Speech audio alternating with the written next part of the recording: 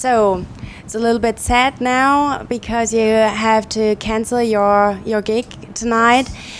But so you have a little time off now, and you can enjoy Berlin a little bit.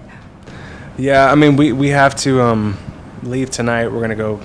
We're scheduled to play Grass Pop tomorrow night, and we're hoping that Jacoby can rest. Yeah, unfortunately, we had to cancel the show because of some issues with his voice. And we've had issues in the past. He had a surgery a year ago to remove what they call like a node. It's like a cyst on the vocal cords. It's a really, really awful, nasty thing. And it's just one of those things that, you have to be conscious about. You have to take care of it.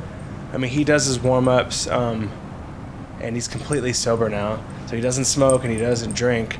And, that's not a factor anymore. It's just been the constant touring that we've been doing. I mean, we're on the road a lot.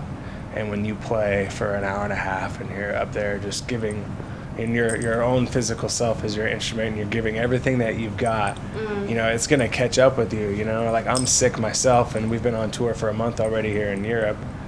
And he's been also, even when we were supposed to have time off to rest, he had to do interviews and press and acoustic performances and stuff like that on those days when usually we say no to that. But so unfortunately, yeah. But we're gonna come back and we're gonna make it up. We're gonna be back here in Germany in November, and we'll be doing 6 shows, including this makeup gig in Berlin when we come back. When was the last time you've been here in Berlin? Last time we were here I think it was in December with Stone Sour. We did a tour together, and we didn't play Huxley's. We did another gig. I don't remember the name of it, but we had a great show. We always have a great time in Germany, period. But Berlin's a favorite. Okay. Yeah, really cool. When you look back on the past years of your career and doing music and stuff, what are you most thankful for? I'm most thankful for the fans, because they gave us the longevity, and they give us the reason that we keep coming back here. I don't think we really expected anything when our first record came out 13 years ago. We were just like little kids, everything was completely different back then. And I think once you get a taste of just kind of, like living your dream, that whole like rock and roll fantasy and everything. And then as you get older, you look back and you're like, wow, I'm still doing this. This is crazy, like, but that doesn't happen for everyone. You know what I mean? Like, sometimes it's short-lived, and I've seen a lot of bands come and go, and just the fact that we still get to do what we love and that people appreciate us is definitely the biggest reward. Okay, yes. And what was the greatest moment in the history of Papa Roach? What do you think? We still have great moments all the time. We're always reminded, and surprised when, like, for instance, when we just did Rock and Ring, we kind of just showed up really not really expecting much, because it was like our first show back in Europe in a long time. And I think a lot of the artists, when they do festivals like that, I think deep down inside, they may not say it, but they really want to stick out amongst the rest, and they really want to have a memorable show, And I think we were able to do that night for sure, because we had such an amazing reaction from the crowd. The song "Even If I Could" is part of the soundtrack of The Avengers. Yes. What would you say? Do you have personal superheroes in your life? I have saviors, I guess. I have like some angels and stuff like that. Definitely. I don't know about superheroes. I never was the comic, or what do they call it? Not the comic. I am a funny guy, but I am not a comic book character kind of like lover. I couldn't even probably tell you one of the Avengers. Okay, but a part of your family maybe, yes, or a close person? I mean, I think early on,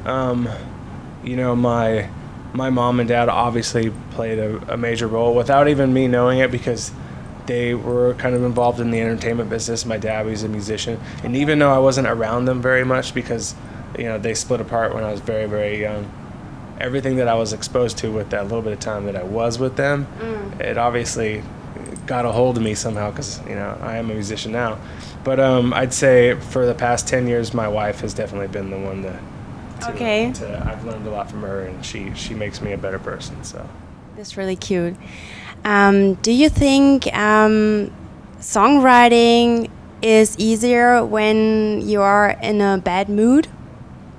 definitely for if you're a lyricist, yes. When it comes to lyrics, I think there's a certain vulnerable, deep, dark place that you just tap into when you're not, you know, when everything is just all great and pretty and beautiful. I mean, you could write I think when your insides and, you know, your chemicals and everything are just like thrown in some crazy, you know, just kind of like sporadic, just chaos, like whether it's a good emotion, like because you're in love, you know, or you're just happy for whatever reason, or you're in the deepest, darkest despair. I think that's when a lot of great creativity comes out of, you know, especially for lyrics. When it comes to music, I think it's different because there's so many different ways that you can kind of create music. I'm more of a musical guy, and I'm pretty even keeled. Like I don't have like my emotion and everything that I go through isn't up and down like some people I know. So Okay.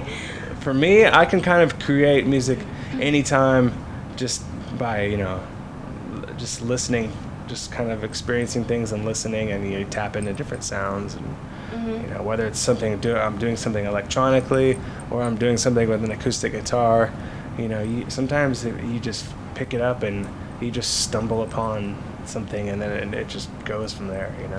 Yes. Okay. Do you think it's sometimes like a therapy for songwriting, and Yeah, most of absolutely. people are going to the doctor and are talking about the problems, and do you think so? Absolutely. I mean, I know that it is for Jacoby, you know, our singer who writes, you know, the lyrics are definitely a direct reflection of things that he's gone through personally and things that he believes in. And when you put it out there, you get it off your chest, and then it's like you're connecting with other people, and then we have people every day that come up to us and they're like, you know, this song or this record or you guys personally have just saved my life or helped me through the hardest moments, you know, and you know that's a great reward. And when you get that kind of response, you know, it just makes everything you do that much more worthwhile. And so yeah, definitely it's therapy for us. It's therapy for the fans. Absolutely. What is your motivation to move on? To keep going, you mean, or to move on from what we're doing now? To keep going. Actually, we've been doing it 20 years. So our first record came out, 13 years ago. But we've been a band since we were like kids. We met in high school. So it's been 20 years. And I think the thing that keeps us going is just stubbornness. No, I don't know. I think it's because we always feel like we can write better songs, and we always have something to prove. You know, we always want to do better than what we did last time. And, you know, we're still trying to, I think we still have that desire to just be, you know, to be better, you know, to be great, to have fun, to just reach more people and do bigger and better things than the last time. You know what I mean? And when you're playing Last Resort, for example, for 50 million times, are you bored of it sometimes? You know, I just kind of let that song go, and it's not our song anymore. I just, you know, give it to the people, and I really just get off on playing that song and just watching their reaction. It still means something, you know? Yes. And do you have any new plans for the future? Yes, we do. We, aside from coming back in November, December, doing another tour throughout Europe and whatnot, we're going to be doing a tour in the States. Us and our good friends in Shinedown. In this moment, we're going to do a tour. That's before we come back, though. So, and then after we do this European tour in November, December, we're going to go into the studio at the beginning of the year next year and start writing and recording for a new record. Cool.